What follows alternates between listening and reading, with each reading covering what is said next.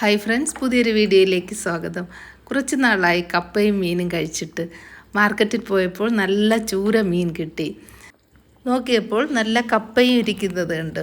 അപ്പോൾ കപ്പയും ചൂര മീനുമാണ് ഇന്നത്തെ വീഡിയോയിലൂടെ നമ്മൾ കാണാൻ പോകുന്നത്. കപ്പയും ചൂര മീനും അല്ലെങ്കിൽ എന്ത് തരം മീനായാലും ഇഷ്ടമില്ലാത്തവരായി നമ്മൾ ആരും കാണുകയില്ല അല്ലേ? എനിക്കാണെങ്കിൽ കപ്പയും മീനും ഉണ്ടെങ്കിൽ പിന്നെ ചോറ് ഞാൻ കഴിക്കുകയില്ല. ഇന്നിപ്പോൾ കപ്പയും മീനും മാത്രമാണ് ഉണ്ടാക്കിയത്. എനിക്കറിയാം ഇതൊക്കെ ഉണ്ടാക്കാൻ എല്ലാവർക്കും അറിയാമെന്ന്. എങ്കിലും പുതിയതായിട്ട് ഒത്തിരി പിള്ളേരുണ്ട് ഇത് ഉണ്ടാക്കാൻ അറിയാത്തവരായിട്ട്, മീൻ കട്ട് ചെയ്യാൻ തന്നെ അറിയാത്തവരായിട്ട്. എപ്പോഴും നമ്മുടെ ജനറേഷൻ മാത്രം നോക്കിയാൽ പോരല്ലോ, പുതിയ കുട്ടികളെ കൂടി നമ്മുടെ രീതികളൊക്കെ ഒന്ന് കാണിക്കണമല്ലോ. അവർക്കും കൂടിയാണ് ഞാൻ ഈ വീഡിയോ തയ്യാറാക്കിയത്. ചാനൽ ഇതുവരെ സബ്സ്ക്രൈബ് ചെയ്തിട്ടില്ലെങ്കിൽ ഒന്ന് സബ്സ്ക്രൈബ് ചെയ്യണേ, കൂടെ ഒരു ലൈക്കും കൂടി. അപ്പോൾ ആദ്യമായിട്ട് മീൻ കട്ട് ചെയ്യുകയാണ്. കടയിൽ നിന്നോ മാർക്കറ്റിൽ നിന്നോ വാങ്ങുമ്പോഴൊക്കെ അവർ മീൻ കട്ട് ചെയ്ത് തരണമെന്ന് ചോദിക്കും. പക്ഷേ എനിക്ക് ഇഷ്ടമില്ല. ഞാൻ തനിയെ വീട്ടിൽ വന്നാണ് എപ്പോഴും മീൻ കട്ട് ചെയ്യുന്നത്. എനിക്കത് ഭയങ്കര ഇഷ്ടമുള്ള കാര്യമാണ്. ഇത് ഞാൻ ചൂരയുടെ തൊലിയൊക്കെ നന്നായിട്ട് ഉരിച്ചെടുക്കുന്നുണ്ട്. വളരെ ഈസി ആയിട്ട് തന്നെ കട്ടിംഗ് ബോർഡിൽ വെച്ച് ചൂരയുടെ തൊലിയൊക്കെ നമുക്ക് ഉരിച്ചെടുക്കാൻ സാധിക്കും.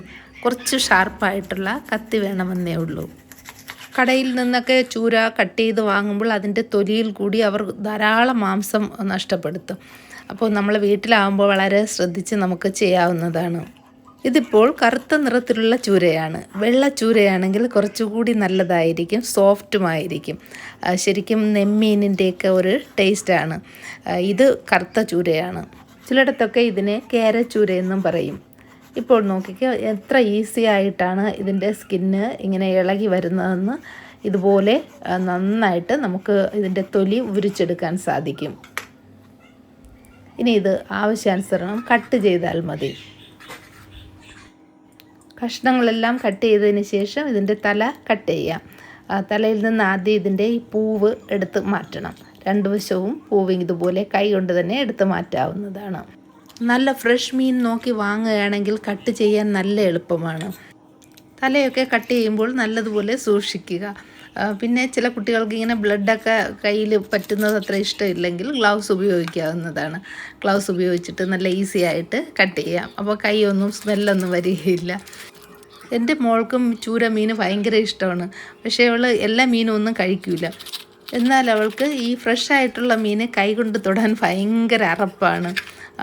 ഗ്ലൗസ് ഉപയോഗിച്ചിട്ടും തൊടാൻ താല്പര്യമില്ല. അപ്പോൾ ആരെങ്കിലും ഉണ്ടാക്കി കൊടുത്താൽ കഴിക്കും, അത്രയേ ഉള്ളൂ. അപ്പോൾ ഇനി ചൂര മീൻ ഈസി ആയിട്ട് എങ്ങനെയാണ് തൊലി വിരിക്കുന്നതെന്ന് കണ്ടല്ലോ.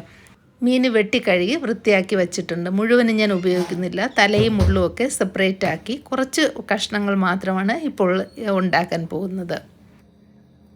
1/2 കിലോയോളം മീനുണ്ട്. അതിനായിട്ട് 4-5 കഷ്ണം കുടംപുളി എടുത്ത് ഒന്ന് നന്നായിട്ട് കഴുകി കുറച്ച് വെള്ളത്തിൽ കുതിർക്കാനായിട്ട് വയ്ക്കാം.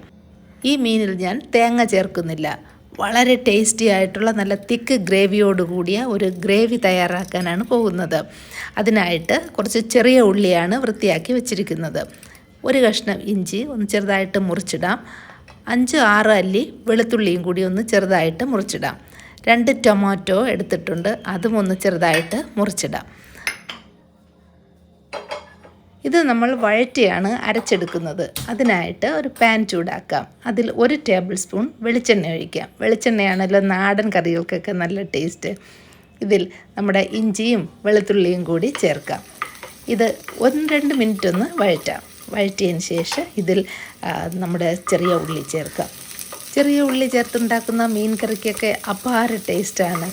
പക്ഷേ അത് വൃത്തിയാക്കി ആരെങ്കിലും തന്നാൽ നല്ല എളുപ്പവുമാണ്. ഉള്ളിയൊക്കെ ഒരുമാതിരി ഒന്ന് വാടിയ ശേഷം അതിൽ ടൊമാറ്റോ ചേർക്കാം. ഇത് ടൊമാറ്റോ ഇപ്പോൾ നന്നായിട്ട് വെന്ത് ഉടഞ്ഞിട്ടുണ്ട്.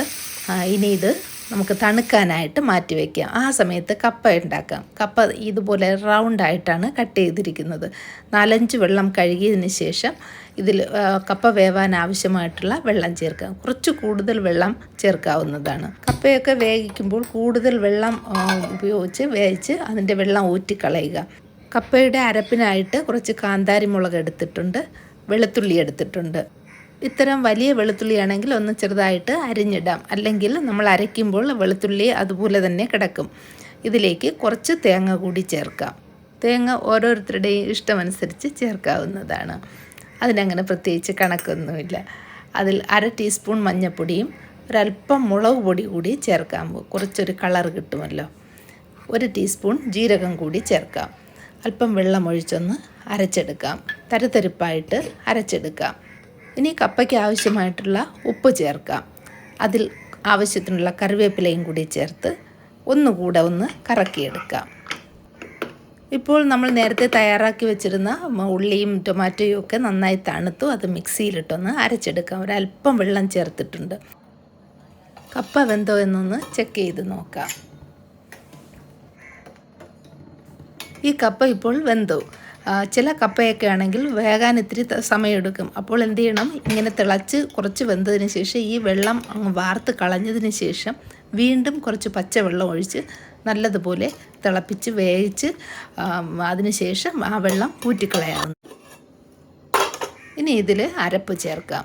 ഒരല്പം വെള്ളം കൂടി ചേർത്ത് അടച്ചു വച്ചിട്ട് 1-2 മിനിറ്റ് ഈ അരപ്പ് ചൂടാകാൻ വേണ്ടി അടച്ചു വയ്ക്കാം. അരപ്പ് നന്നായി ചൂടായതിന് ശേഷം നല്ലതുപോലെ ഒന്ന് മിക്സ് ചെയ്തെടുക്കാവുന്നതാണ്. നല്ല ടേസ്റ്റി ആയിട്ടുള്ള കപ്പയാണിത്. ഒട്ടും തന്നെ കയ്പോ ഒരു ചൊവയോ ഒന്നുമില്ല. ഉപ്പ് നിങ്ങളുടെ ടേസ്റ്റിനനുസരിച്ച് ചേർക്കുക.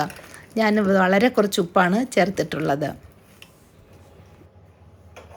മീൻ കറി ഉണ്ടാക്കാനായിട്ട് ചട്ടി ചൂടാക്കാനായിട്ട് വയ്ക്കാം. ചട്ടി ചൂടായിട്ട് 1 ടേബിൾ സ്പൂൺ വെളിച്ചെണ്ണ ഒഴിക്കാം. 1-2 ഒഴിക്കാം. 1/2 ടീസ്പൂൺ കടുകിട്ടൊന്ന് പൊട്ടിച്ചിട്ട് കുറച്ച് കറിവേപ്പില കൂടി ഇട്ട് കൊടുക്കാം. ഇനി പേസ്റ്റാക്കി വെച്ച മസാല കൂടി ചേർത്ത് നല്ലതുപോലെ ഒന്ന് ഇളക്കി കൊടുക്കാം. ഇതിൽ ടൊമാറ്റോ ചേർത്തത് കൊണ്ട് കുറച്ചൊന്ന് പൊട്ടിത്തെറിക്കും. അപ്പോൾ അത് 2 മിനിറ്റ് ഒന്ന് അടച്ചു വെച്ചാൽ അതിൻ്റെ വെള്ളം കുറച്ചൊന്ന് വറ്റും. അതിനുശേഷം 1/2 ടീസ്പൂൺ മഞ്ഞൾപ്പൊടിയും 1 ടേബിൾ സ്പൂൺ കാശ്മീരി ചില്ലി പൗഡറും 1/4 ടേബിൾ സ്പൂൺ മല്ലിപ്പൊടിയും ചേർത്ത് ഒന്ന് നന്നായിട്ടൊന്ന് ഇളക്കി കൊടുക്കാം. ഇത് മസാല മൂക്കാനായിട്ട് 1 മിനിറ്റ് ഒന്ന് ഇതുപോലെ തന്നെ ഇളക്കി കൊടുക്കണം. ഈ മസാലയൊക്കെ മൂത്ത് പാനിൽ നിന്ന് വിട്ട് വരുന്നതിന് ശേഷം കുതിർത്ത് വച്ചിരിക്കുന്ന പുളി ചേർക്കാം. പുളിയോടൊപ്പം ഈ കറിക്ക് ആവശ്യമായിട്ടുള്ള വെള്ളം കൂടി ചേർക്കാം. കറിക്ക് ആവശ്യമായിട്ടുള്ള ഉപ്പ് ചേർക്കാം. ഞാനിവിടെ 1/2 ടീസ്പൂൺ ഉപ്പ് ചേർത്തിട്ടുണ്ട്. ഇതിനി ഒന്ന് തിളയ്ക്കാനായിട്ട് അടച്ചു വയ്ക്കാം. 2 മിനിറ്റ് ഒന്ന് തിളച്ചതിന് ശേഷം നമുക്ക് മീൻ ചേർക്കാം. നല്ല തിക്ക് ഗ്രേവിയോടുകൂടിയുള്ള ഒരു കറിയാണിത്. തേങ്ങ അരച്ചില്ലെങ്കിൽ കൂടി ഈ കറി എത്ര തിക്കാണെന്ന് നോക്കിക്കേ.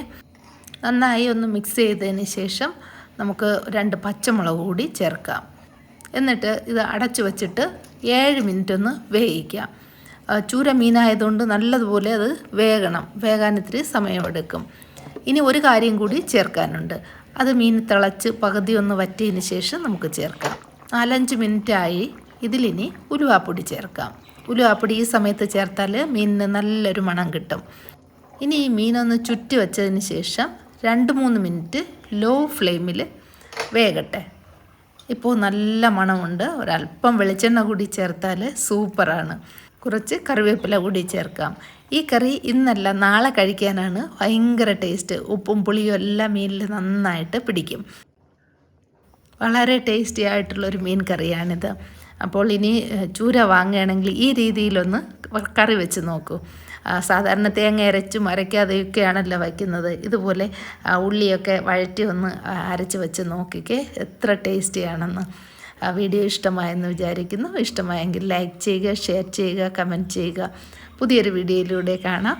Thank you for watching Mother's Cooking lab.